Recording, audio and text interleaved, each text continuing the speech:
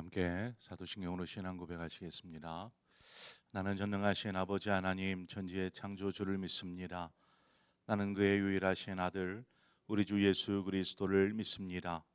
그는 성령으로 잉태되어 동정녀 마리아에게서 나시고 본디오 빌라도에게 고난을 받아 십자가에 못 박혀 죽으시고 장사된 지 사흘 만에 죽은 자 가운데서 다시 살아나셨으며 하늘에 오르시어 전능하신 아버지 하나님 우편에 앉아 계시다가 거기로부터 살아있는 자와 죽은 자를 심판하러 오십니다.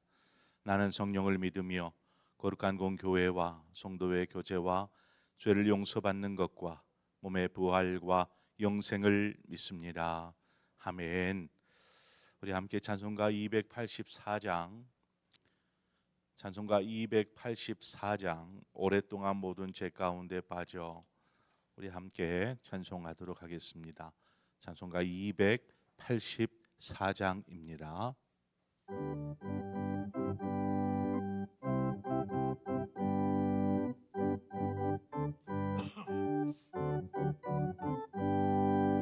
오랫동안 모든 죄 가운데 빠져 더럽기가 한량 없던 우리들 아무 공로 없이 구원함으로도 하나님의 자녀 지금 되었네.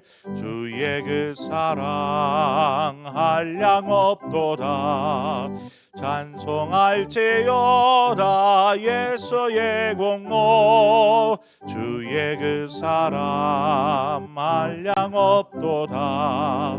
찬송할지어다 예수의 공로 주의 보혈로서 정결하게 씻겨 죄악에서 떠난 몸이 되었고 세상 근심 구름 간곳 없어지니 하나님의 빛이 영화롭도다. 주의 그 사랑 한량 없도다. 찬송할지어다 예수의 공로 주의 그 사랑 한량 없도다. 찬송할지어다 예수의 공로 죄의 깊은 잠과 든 세상의 꿈을 어서 깨어나라 나의 친구여. 은혜 받은 날과 구원 얻은 때가 지금 온 세상에 선포되었네. 주의 그 사랑 한량 없도다. 찬송할지어다 예수의 공로 주의 그 사랑 한량 없도다. 찬송할지어다 예수의 공로. 아멘. 하나님의 말씀 보겠습니다. 열왕기하 17장 7절에서 12절의 말씀입니다. 열왕기하 17장 7절에서 12절의 말씀 우리 한 절씩 교독해서 보겠습니다. 이 일은 이스라엘 자손이 자기를 애굽 땅에서 인도하여 내사 애굽의 왕 바로의 손에서 벗어나게 하신 그 하나님 여호와께 죄를 범하고 또 다른 신들을 경외하며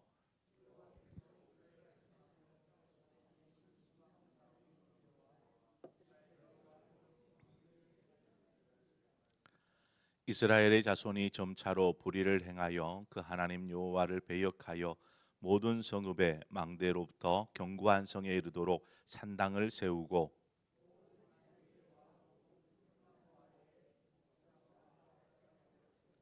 함께 읽습니다.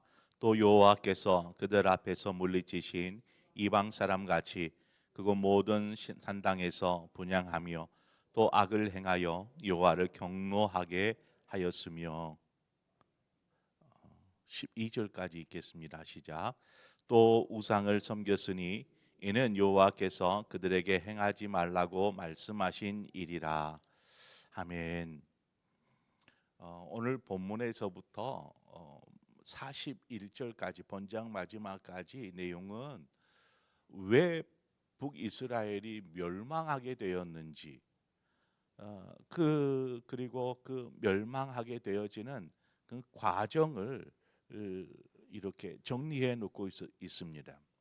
우리가 이제 지금까지 북이스라엘의 많은 왕들, 또 남유다의 왕들까지 왔다 갔다 하면서 많은 왕들의 행적들을 살폈습니다.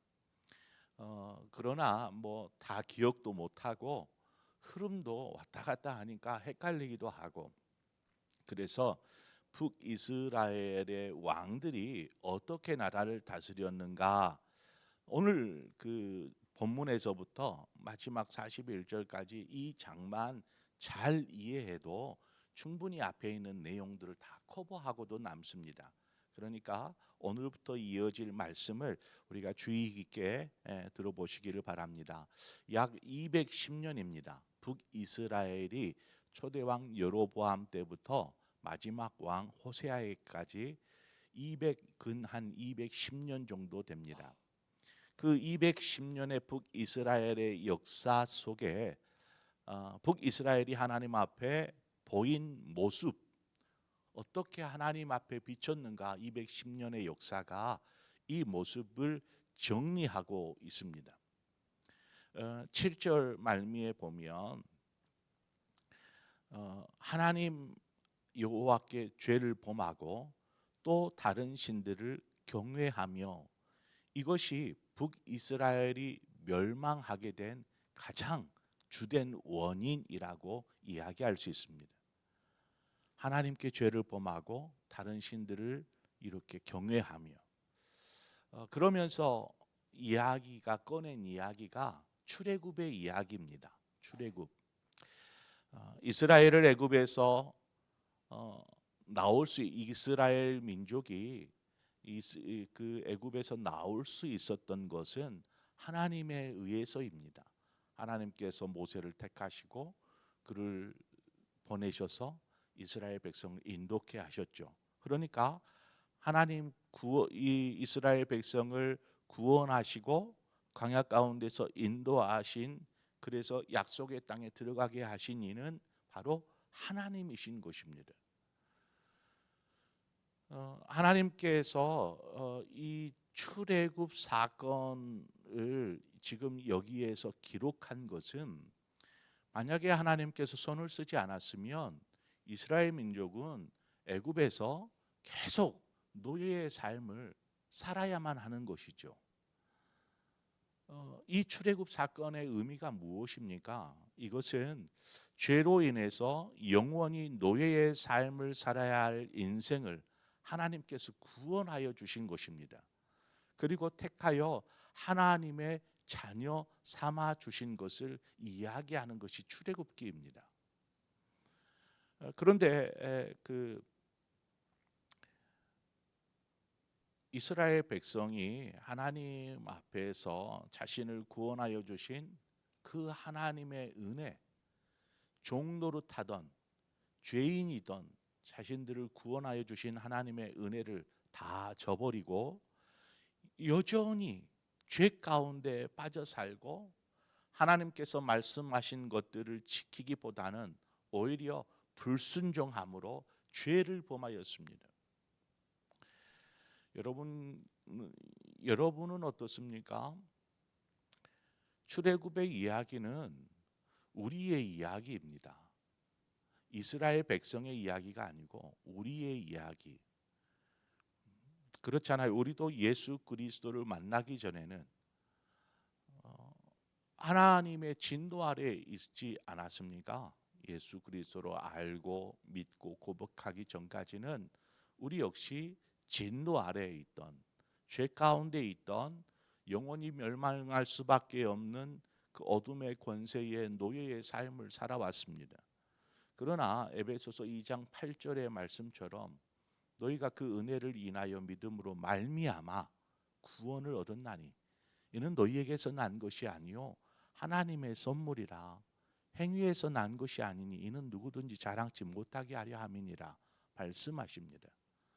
그러니까 우리가 하나님의 은혜로 구원을 받았다라는 것입니다.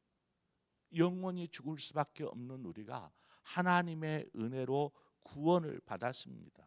여러분 이걸 믿습니까? 하나님께서 우리에게 값없이 은혜를 베풀어 주신 그럼 이유는 무엇이겠습니까? 왜 하나님이 우리를 이유 없이 이렇게 은혜를 베풀어 주신 것이죠? 우리가 잃어버렸던 하나님의 자녀의 권세를 회복시키신 것입니다. 하나님께서 생명을 주어 이 땅에 태어났지만 하나님을 모른 상태로 살아가는, 그래서 영원히 진노 아래 있어야 할 우리를 하나님께서 택하여서 자녀의 권세를, 신분을 회복시켜 주신 것입니다. 우리는 하나님의 자녀입니다. 하나님의 은혜로 믿음으로 말미암아 우리는 하나님의 자녀요, 그 신분을 회복한 하나님의 자녀의 권세가 있지 않습니까? 이스라엘, 그렇게 하나님의 자녀의 권세, 하나님의 백성으로서 하나님께서 이스라엘을 구원하시고 또 택하여 자녀 삼으셨고 그들을 약속의 땅으로 인도하여 들이셨습니다. 그리고 나서 하나님께서 그 이스라엘 백성을 구원하신 이후에 이스라엘 백성과 언약을 맺습니다. 언약. 이 언약이 참 중요한데, 자녀에게는 당연히 하나님과 그 단절되어진 삶을 살다가 신분을 회복하고 이제 자녀요, 또 하나님과의 어떤 이런 언약이 맺어지는데, 신명기 28장 1절과 2절에 보면 이렇게 이야기합니다. 내가 내 하나님 여호와의 말씀을 삼가 듣고 내가 오늘 내게 명령하는 그 모든 명령을 지켜 행하면 네 하나님 여호와께서 너를 세계 모든 민족 위에 뛰어나게 하실 것이라. 내가 네 하나님 여호와의 말씀을 청종하면 이 모든 복이 내게 임하며 내게 이르기를. 그러면서 복의 내용이 나옵니다. 광주리가 복을 받고 자식이 복을 이렇게 쭉 나와요. 마지막에 내가 들어와도 복을 받고 나가도 복을 받을 것이니라. 이것이 하나님께서 이스라엘 백성에게 하신 약속입니다. 너희가 내 말에 청종하고 내 말을 지키면 내가 이렇게 하겠다라는 것입니다. 또 이와 똑같은 말씀의 반복이 다시 나와요. 후반부에서. 그런데 이제는 반대예요. 신명기 28장 15절인데 내가 만일 내 하나님 여호와의 말씀을 순종하지 아니하며 내가 오늘 내게 명령하는 그 모든 명령과 규례를 지켜 행하지 아니하면 이 모든 저주가 내게 임하며 내게 이를 것이니. 또 저주의 내용이 축 나옵니다. 그리고 마지막에 내가 들어와도 저주를 받고 나가도 저주를 받으리라. 하나님께서 이스라엘 백성과 언약을 맺으셨습니다. 맺으면서 하신 것이 네가 내 말대로 잘 따라오면 내가 내게 복을 줄게. 반대로 만약에 네가 그렇게 하지 않으면 내게 저주가 임할 거야 라고 약속하십니다. 이 모든 말씀을 모세가 이스라엘 백성들에게 선포하는데 이 말을 듣고 온 이스라엘 백성이 아멘 합니다. 아멘. 그렇게 될 줄 믿습니다. 여러분, 구원은 앞서도 말씀드렸지만 은혜입니다. 그런데 이 구원받은 것 은혜잖아요. 이 구원이 은혜가 되게 하기 위해서는 구원받은 자의 삶이 병행되어야 하는 것입니다. 하나님의 자녀의 삶을 전혀 살지 않아요. 믿는다고는 말을 해요. 근데 자기 마음대로 살아요. 그러면서 구원을 운운한다라는 것은 하나님의 이 약속을 무시하는 것과 같습니다. 그것은 하나님의 앞에서 자녀된 도리가 아니겠지요. 제 말씀을 준비하다가 한 동화가 생각이 났습니다. 지혜로운 토끼라는 뭐 재판하는 토끼 뭐 이런 제목으로도 사용되고요. 지금 보니까 찾아보니까 지혜로운 토끼라는 제목으로 이렇게 동화가 나오더라고요. 전래 동화인데 이 동화의 내용은 여러분도 뭐 아마 익히 아실 거라고 봅니다. 호랑이가 가다가 함정 구덩이에 빠졌습니다. 그래서 구덩이에 빠져서 이제 뭐 며칠 몇 날을 굶주림 속에서 곧 죽어갈 위기에 그때 그곳을 선비가 이렇게 지나가게 되죠. 선비가 보니까 호랑이가 정말 슬피 울면서 선비에게 도와달라고 간청을 합니다. 그래서 이제 불쌍한 선비가 그 구덩이에 빠져서 죽을 것 같은 호랑이를 이렇게 구원해 주죠. 구원해 준다라는 표현이 좀 그러네요. 구출해 주죠. 함정에서 나올 수 있도록 도와줍니다. 이제 함정에서 나오고 나니까 너무나 배가 고프잖아요. 그래서 선비를 잡아 먹으려고 합니다. 그래 선비가 호랑이한테 이야기합니다. 내가 너를 이렇게 죽을 수밖에 없는 너 이렇게 살려주지 않았느냐. 근데 어떻게 나를 잡아먹으려고 그래. 아니 나는 배가 고파서 도저히 어쩔 수 없어 하면서 잡아먹으려고 합니다. 그때 뭐 다른 짐승도 나오지만 지나가는 토끼가 있어서 토끼에게 묻습니다. 이차저차해서 이렇게 되었는데 이렇게 되려고 한다. 어떻게 하면 좋겠느냐. 네 의견이 어떠냐 묻죠. 그때 토끼가 가만히 듣고 있다가 이야기합니다. 지금 이야기만으로는 내가 다 이해를 잘 못하겠습니다. 한번 그 광경을 한번 재현해 주시면 제가 잘 알아서 판단할 수 있을 것 같습니다. 라고 얘기를 해요. 뭐 그래서 그렇게 하고 이제 다시 호랑이는 구덩이에 들어가죠. 그리고 선비가 이제 호랑이를 구출해 주려고 이제 준비를 할 때에 토끼가 이야기합니다. 선비님 그냥 길을 가시라고. 자신을 구해준 선비를 자신이 오랫동안 굶어서 배고프다라는 이유로 잡아먹으려는 호랑이를 보고 우리는 뭐라고 합니까?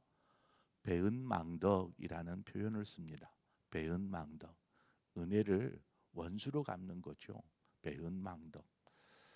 구원하여 주신 하나님 앞에 행한 이 북이스라엘의 행태가 배은망덕이었습니다. 배은망덕. 혹 이런 배은망덕한 모습이 우리에게는 없는지 생각해 보아야 합니다. 우리 자신에게 우리가 하나님 앞에서 배은망덕한 모습은 없는지.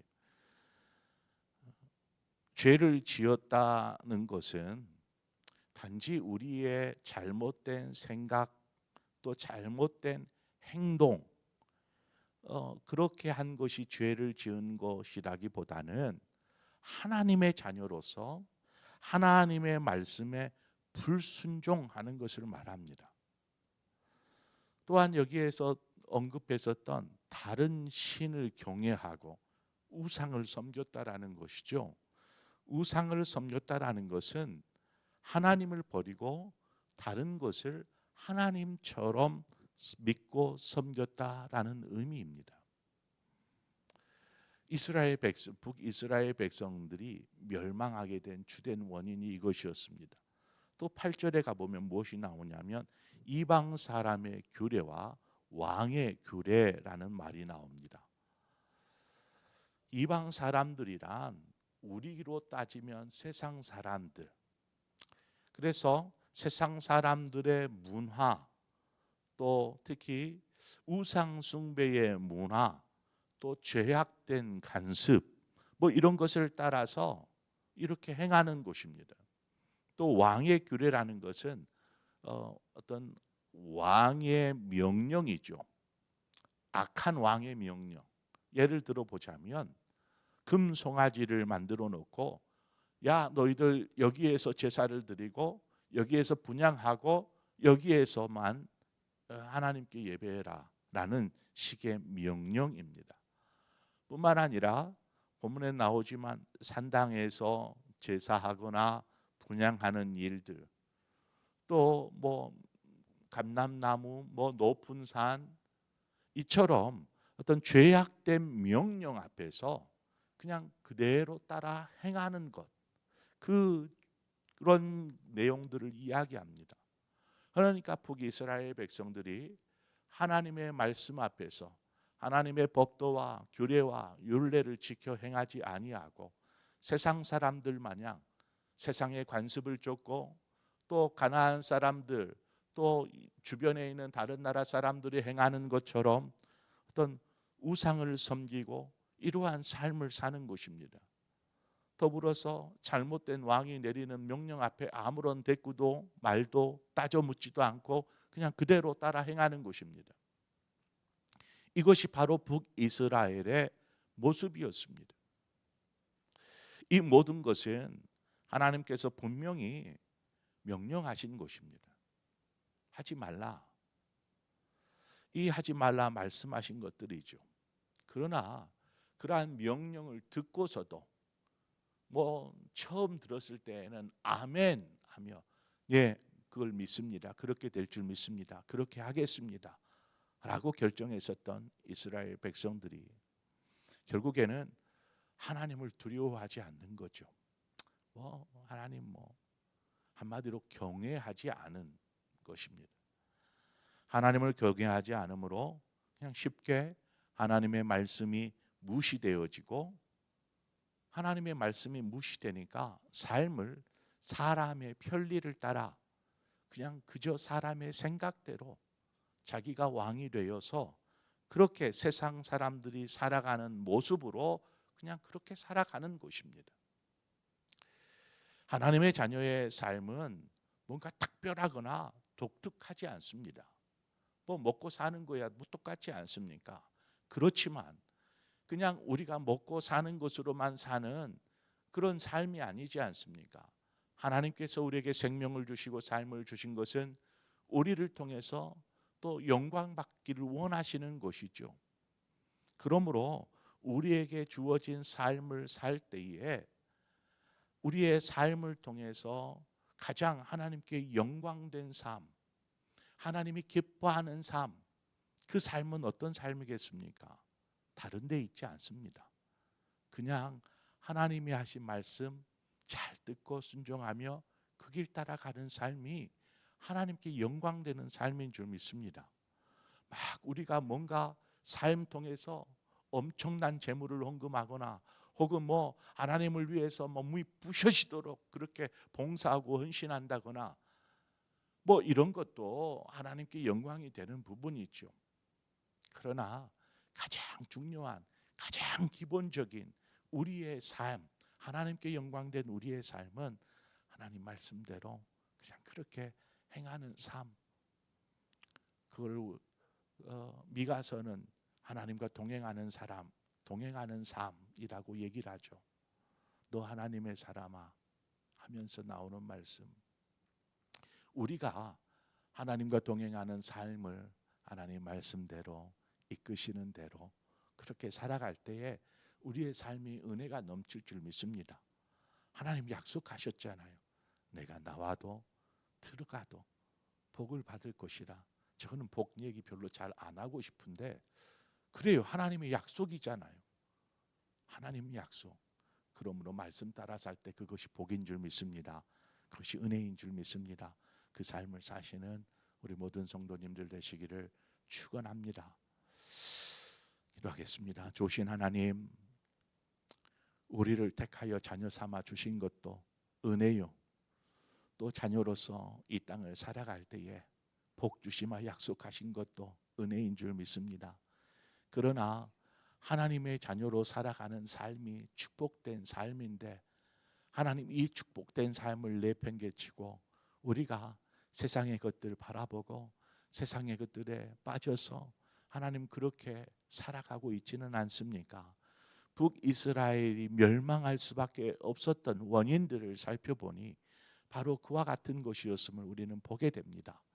그런데 우리가 오늘날 어떤 삶을 살아가고 있는지, 하나님의 말씀을 따라서 순종하며 인도하시는 대로 주와 동행하며 살고 있는지, 아니면 내 생각, 내 뜻, 내 바람, 내가 원하는 삶을 살다가 하나님이 이리저리 부딪히고 상처 입고 염려와 근심과 아픔과 고통과 슬픔과 울음 속에 살고 있지는 않은지 우리 스스로를 잘 돌아보게 하시고, 오늘 주신 말씀을 우리의 신비 가슴에 새기게 하셔서 말씀을 따라 하나님 인도하심을 따라 사는 우리 모든 성도들 되게 하셔서 나가도 복을 받고 들어와도 복을 받는 은혜의 삶, 복된 삶 살게 하여 주옵소서. 예수님의 이름으로 기도합니다. 아멘. 오늘 말씀을 생각하면서 하나님, 우리가 하나님의 자녀로 구원받는 놀라운 은혜를 누렸지만 하나님은 두 번째 약속하셨잖아요. 이제는 은혜 받은 삶에서 축복받는 자 되어라 말씀하시지 않습니까? 모든 사람이 축복받고 싶은데 정작 그 축복받는 길을 따라 걷지를 않으면서 축복을 원하는 삶을 삽니다. 말씀에 순종하는 삶, 하나님 우리가 그 삶 살게 하여 주옵소서. 주님과 동행하는 삶, 우리가 그 삶 살게 하여 주옵소서. 우리 이 시간 함께 기도하고 더불어서 이 시간 기도할 때에 우리 교회를 위해서 함께 기도하는 시간을 좀 갖기를 원합니다. 특별히 이제 주일날 2시 반에 교회에서 출발을 하는 우리 선교팀을 위해서 함께 기도해 주시기를 바랍니다. 14분인데 지금 한 명이 좀 어려움에 빠졌어요. 그래서 이건 얘기해도 될 것 같은데, 우리 윤민규 형제가 우리 김순희 집사님이 많이 위독한 상황입니다. 그래서 단기 선교를 가야 되는데 어머니가 어찌 될지 모르니까 어떻게 해야 되나 이런 염려 가운데 있습니다. 여러분이 기도해 주셔야 합니다.